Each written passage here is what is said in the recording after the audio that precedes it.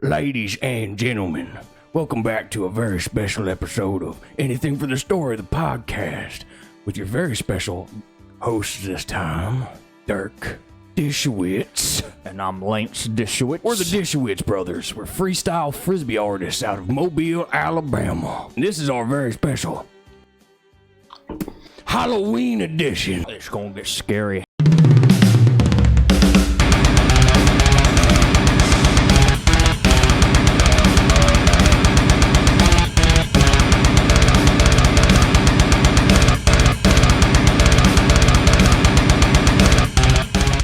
This is Anything for the Story. Welcome your hosts, John Dayton and Mila Simon.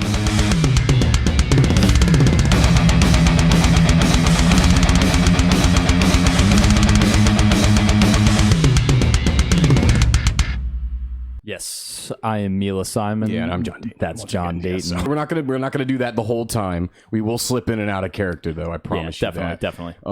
This episode is actually sponsored by Rain Energy Drink. Well, not really, but it'd be super fucking cool if it was, right? Why don't you give us a sponsor? Yeah, we're drinking your shit right now. This is the preferred drink of Dirk and Lance Dishowitz. The Dishowitz twins. All they drink is energy drinks. I want to replace my blood with Rain Energy Drink. Specifically watermelon rain. And they got blue raspberry rain, but it gives me bad memories.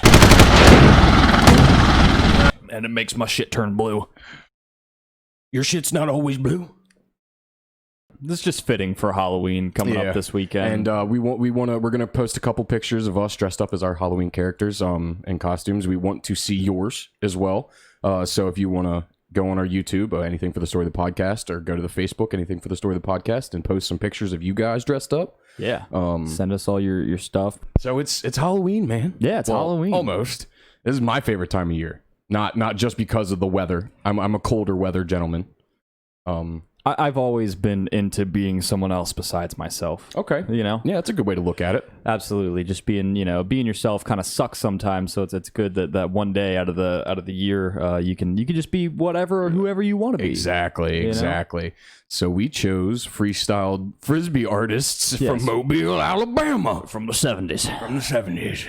And we learned once we post the video of us actually doing freestyles frisbee, we will have learned to do that. Yeah, because it does look it difficult. takes some skill. It actually takes some skill. We sat down and watched a little bit of it, and it's like all right, fuck, bro. Gonna have to limber up a little bit. We want to show you guys off. I'm gonna show you my outfit a little bit better. That Rain Energy Drink making me burp shit. I have a sweet mullet on. Oh, it's beautiful. You guys can see that. But the piece de resistance, baby. You see that? You see that? That's my brother. 100% Mobile, Alabama gold. That's my brother. You get him, Dirk. I got him. You got him. He's been married 7 times. 13. Oh. 13. Yeah, there's a few you weren't around for. Yes. Lance. I apologize. We had a couple problems before. I was working on my freestyle tennis. Yeah, and that's just not what we do in Mobile. Mom and Dad did not approve of that. Giving me the shivers just fucking thinking about him playing freestyle fucking tennis. I'm a freestyle frisbee artist again. So. Yeah, through and through. Runs in our blood. Daddy was one, his daddy before him, and my daddy's before his daddy's. Yes.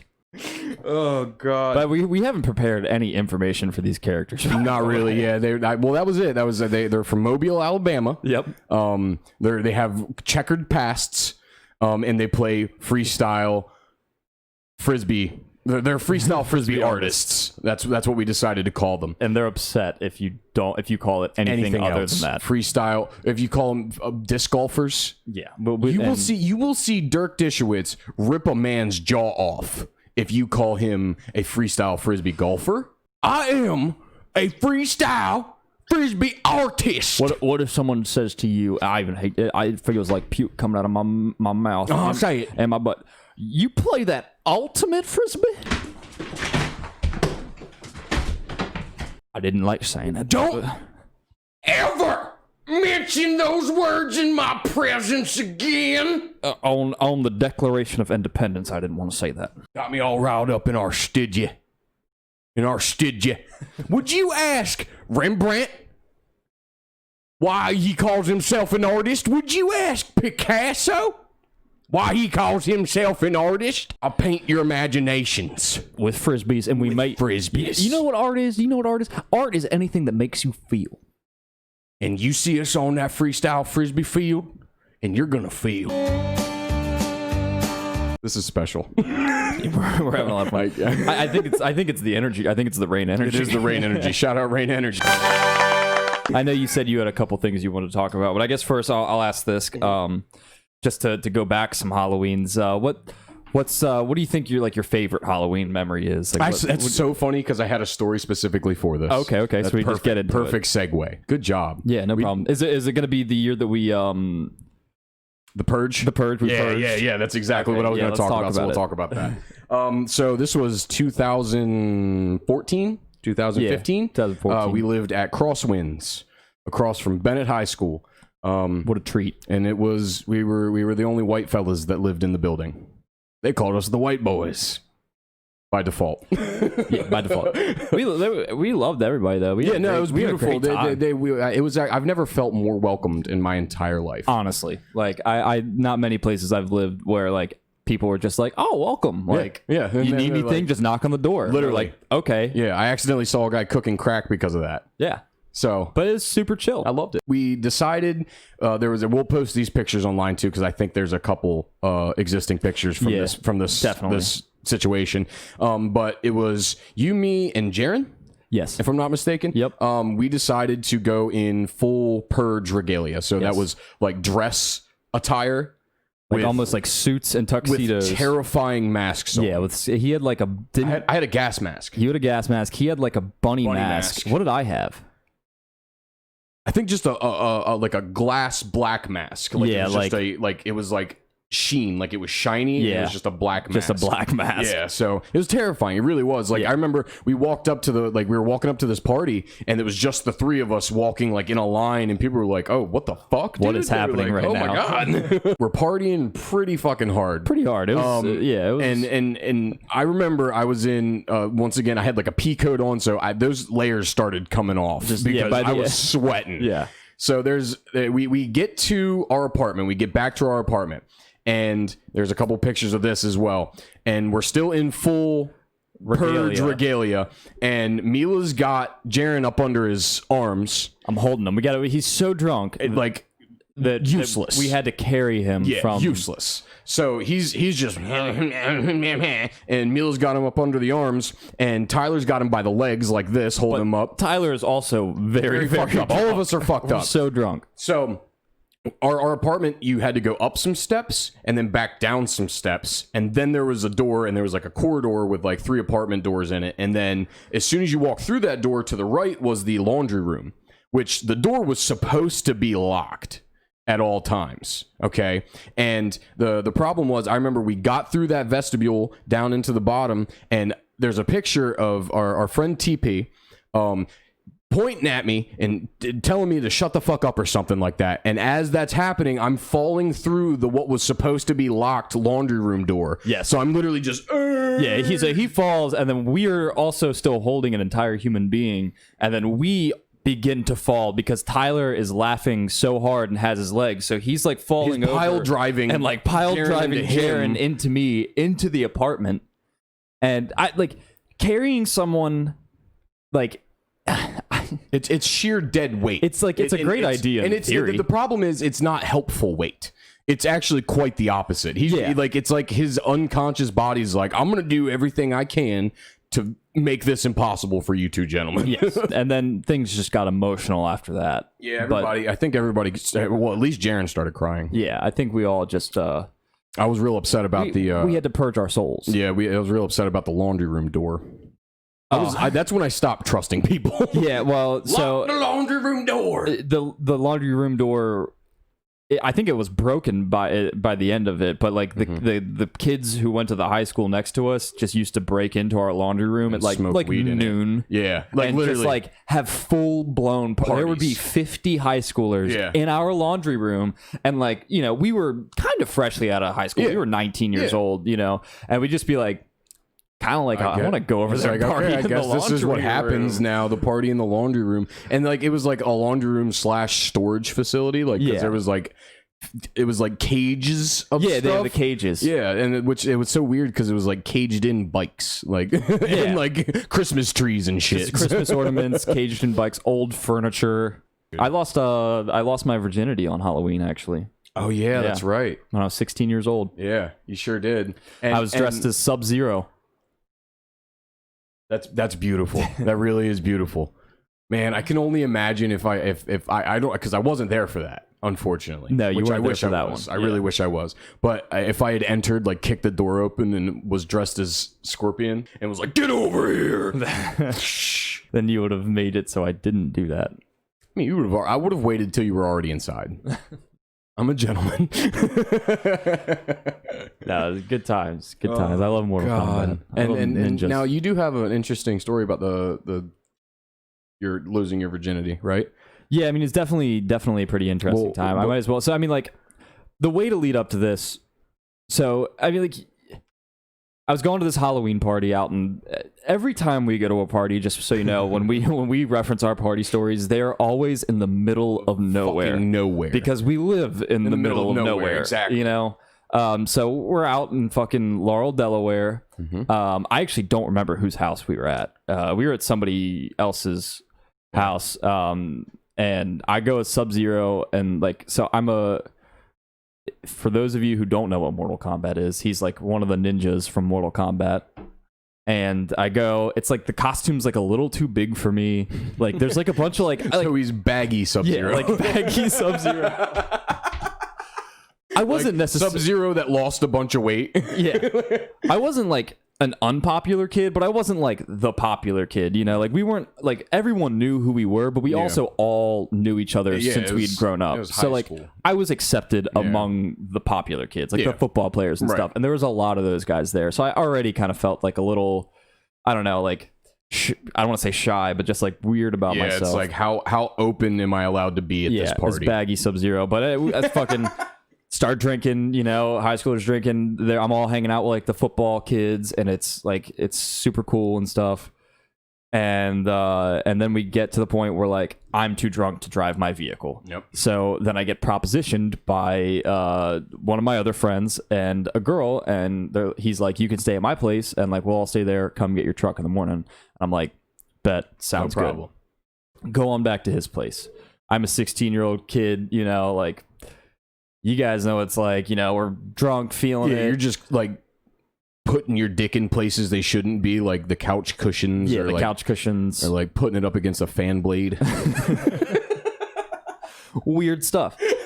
You know, me and this respective female we're vibing, and basically it gets to the point where, you know, some things are about to happen, and honestly did everything safe, had a condom and everything, you know, and consent and everything, and we go. I'm like, we need a place to do this because where we are at, there are like his family members are gonna hear, and so I'm like, we need a place to do this, and so he takes me to his shed outside for like keeping stuff in, you know.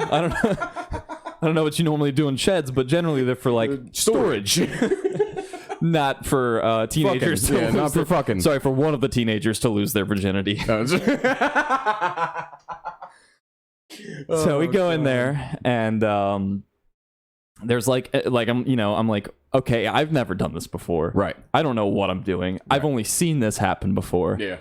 Like, where do we do it? Like, there's an office chair. So I'm like thinking in my head, like how can very much like we're sitting in. Very much like, how can we use this office chair? Like, I'm like, is she going to be like, and so basically we're just like, all right, like, she's just like, I'm just going to bend over the office chair. And I'm like, okay, cool, sweet. Okay, respect. And I just remember doing it. And I remember thinking to myself, oh, this is what sex feels like?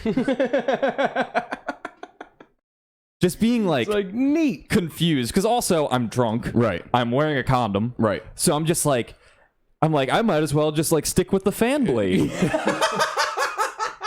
The first time I had sex, I feel like I almost turned gay. It just wasn't the best scenario. Now the best part about that story, So the best part about the story is that, like I was talking to my dad about it, and I'm pretty open with my dad, and he's like, you want to know something crazy? And I was like, what? He was like, well, my father also lost his virginity in a shed by bending a girl over a tractor. And I was like, that is so nuts. Life begets art. That is fucking art. Like, I wish that I could have spoken to my grandfather. Dude, Like I never got to meet him. But No, but I'm going to tell you right now, he's looking down or up or probably up. over, but he's like, that's my boy. That's my boy. That's my boy. That's what your grandfather was from Mobile, Alabama, right? Yeah, so I lost my virginity in almost the exact same way as my grandfather. That's special, dude. That's my Halloween story, man.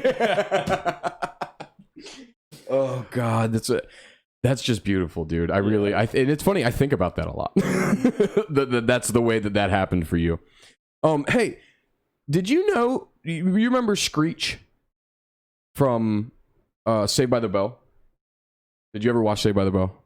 No. Okay, God damn it, dude. Okay, so Screech was like the nerdy guy, and he does stand up. He does comedy, and apparently a few months ago he like had an encounter with a heckler, and he fucking stabbed the heckler and only got 4 months. He's like with a knife? Yeah, with a fucking knife. When was you said his 4 name months is ago? Dustin Diamond? Yeah, but yeah, well, a little while ago, like 6, maybe a little bit longer ago. But yeah, he fucking stabbed a guy. So I think what you need to do is watch the fuck out if you're gonna heckle somebody from now on, because man's only got 4 months.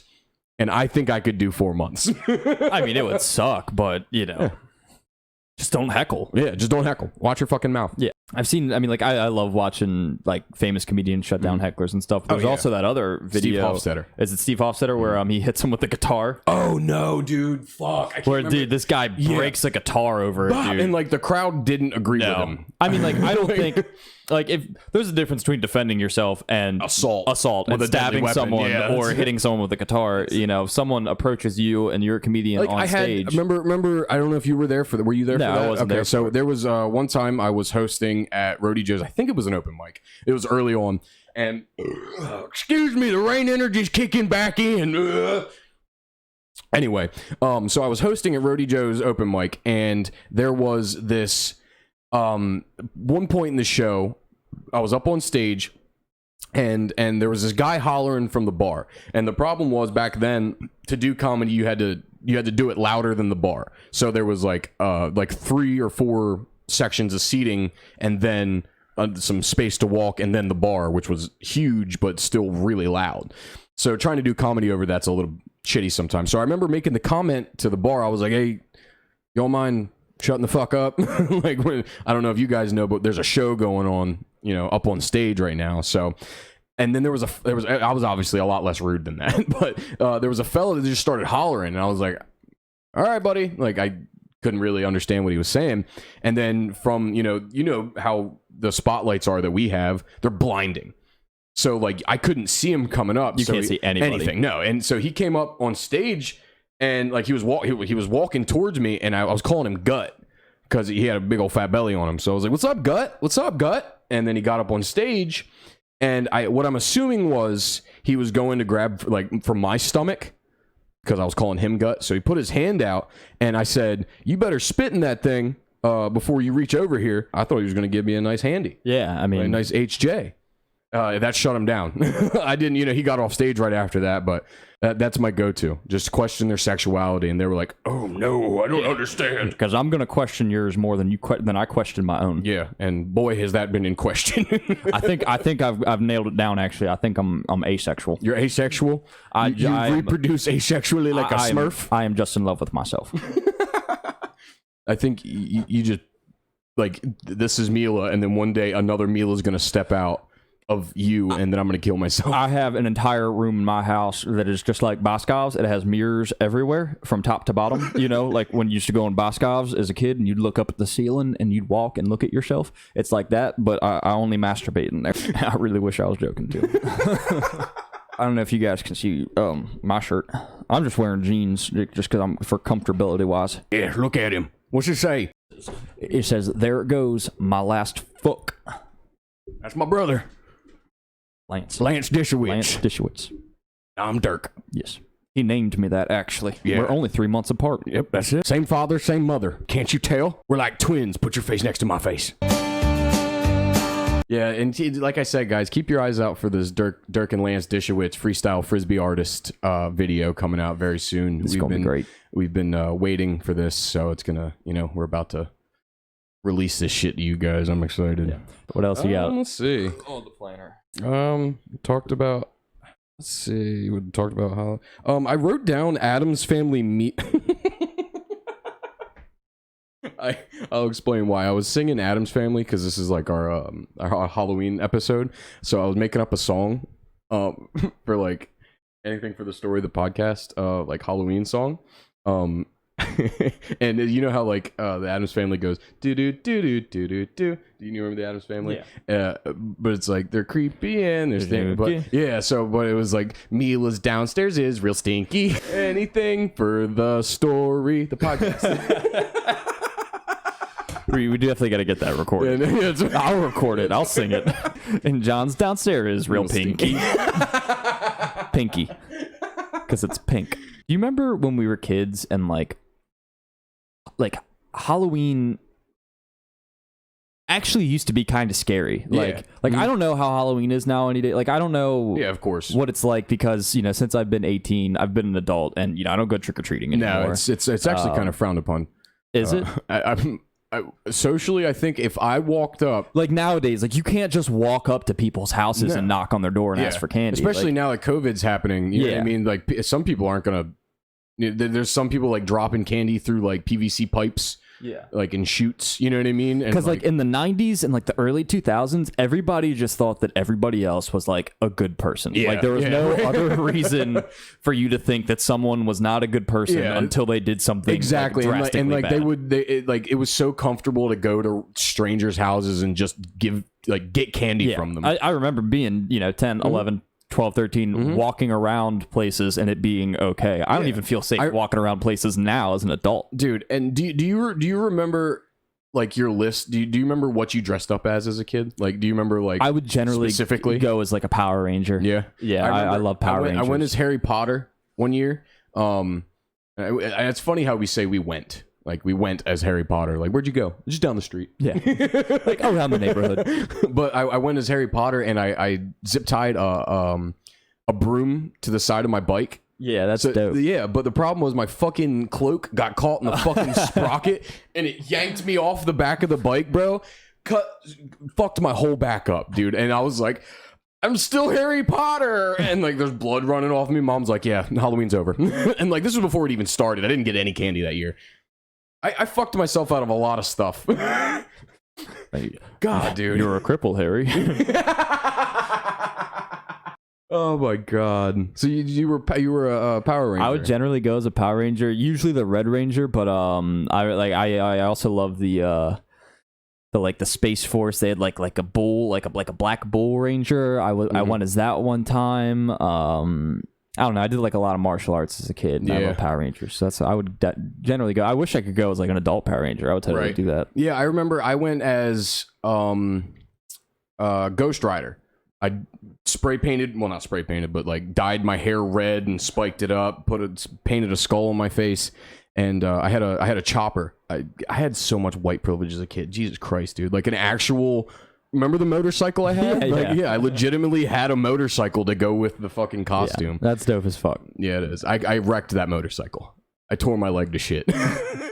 I generally had to make I had stuff white privilege. I had white upper class privilege, but I ruined it for myself by hurting myself with it. I'm gonna say one thing, and I'm gonna bring up like people poisoning candy and putting razor blades and like candy apple bars and shit. Like that was a thing. Like what kind of fucking maniacal people are like, I'm gonna put razor blades in candy, kids, just so they could go eat it and like laugh, in my house, like at the thought of them eat. Like they're not even like taking videos, like they're just like that kid's gonna get fucked up. Like later, like then they have no confirmation. That's how psychotic they are. They like people would do that. I remember like when I got candy, like my mom would make me pour it all out and she would open and then like inspect the candy before I could eat it. Right. Like, yeah, my parents never did that. They were like, "Oh, you got candy? Eat it all right now." Right? Actually, let me watch you eat it. you don't get vegetables until you finish your dessert. But this reminds me of I guess I don't know if it's the start of our friendship or the start of our rivalry or whatever it is, but Halloween was in the first grade when we met. So we met in the first grade, right? Yeah. Miss Hackett's class. Yep. Miss Hackett loved me. Hey, and I'll go on the record and say, fuck that bitch. Fuck you, Miss Hackett. I loved her. She loved me. I was adorable to her. She was cool. She was just a bitch. She did not like John. No, But he probably did it to himself. And we're gonna preface this also. Mila was the kid in class, so she would always Mila could read really well. Yeah, okay? like I had, he was way above grade everyone. level on reading, and I would specifically skip ahead in the reading things because I was like, I'm beating this fucking piece of shit Mila. I was like, I'm not gonna, and I would get done and she'd be like, nope, you're not done because Mila's not done reading. No one was done until I was done. She made me want to kill this motherfucker, dude. So this one time, it's Halloween, and we have a pumpkin design contest. Yeah, we had to paint pumpkins. We had to paint pumpkins. We get to go home. We got to pick out our own pumpkins, and we get to paint them. So I go home. I'm like, all right, like, what am I gonna do? And like, to preface this again, both of our parents are artists. His mom, my dad. Yeah. So like very his father is a tattoo artist. My mom is just an extremely talented painter and neither of us have any artistic talent. None at all, dude. At all. Oh my god, it's bad. Yeah, real bad. So I'm like, all right, I get like a little pumpkin, like it's like a little like decent sized pumpkin, little pumpkin, and I'm like, I'm gonna do Harry Potter, and my stepmom helps me, but like they were always like, you should do things, like to fulfill yourself. Like if you do bad, then you've done bad. If you do good, you've done good, but you reap the consequences. Right. So I do this Harry Potter, it looks vaguely like Harry Potter. Like it's not great. Yeah, he did his best. But I did my best. So we take these. I take my pumpkin to school the next day. It was a contest too. Like the winner got something. Like, I can't remember what it was. Yeah, I don't know. It's like candy or like a pack, like a little pencils or like a little something. Yeah. So we take our pumpkins in. I set mine down, and like people are already at this table gawking at someone else's pumpkin. Yeah, then so the table's full of pumpkins. Almost. Table's full of pumpkins. I put mine down. I'm proud of it. Like like I did this all by myself. And all the kids and like people's parents are like going around this one of the largest pumpkins I've ever seen in my entire fucking life. This pumpkin is massive. I don't know where you got this pumpkin from. So what happened was I told my mom, I said, a very talented woman, I said, Mom, there's a pumpkin painting contest. We're going to beat Mila.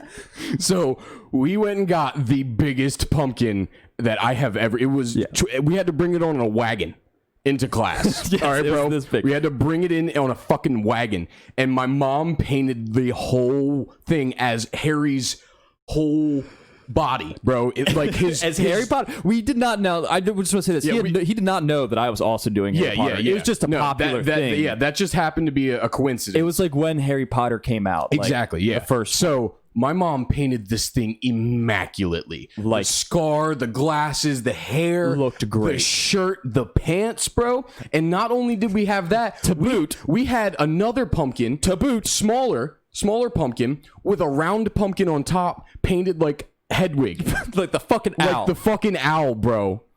And I fucking beat Mila, motherfucker. I was like, you know what? You can only look at one of these pumpkins, okay? Because that's two separate pumpkins. Yeah, so we put judge one or the other. Yeah, you can judge both, but they're both fucking winning, it's motherfucker. The only thing he ever beat me in the first grade. Yeah. And I was so livid because I was like, I know that motherfucker did not paint that pumpkin. And they thought that John was like some holy fucking Picasso. And that's what you're gonna ask Picasso if he's an artist? So is Dirk Dishowitz and Lance Dishowitz and John Dayton himself. And we will end on that because that's what started our rivalry and / friendship. I was like, all right, you got me this time, motherfucker. And then, hey, also, if you want to question why we're wearing sunglasses inside, it's because our future's so bright in freestyle frisbee artistry that we need to wear sunglasses inside. I can't even see.